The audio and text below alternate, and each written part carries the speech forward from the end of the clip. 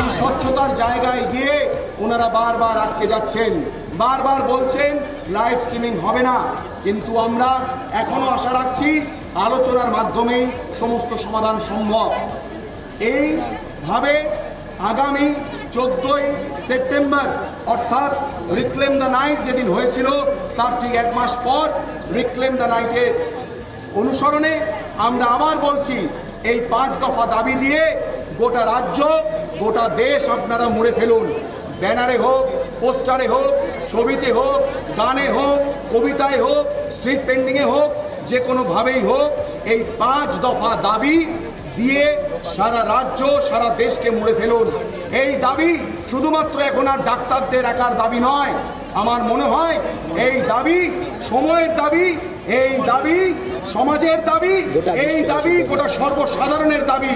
সেই দাবি নিয়ে আপনারা কাল রিক্লেম দ্য নাইট করুন, আবার reclaim the fight, reclaim for the justice.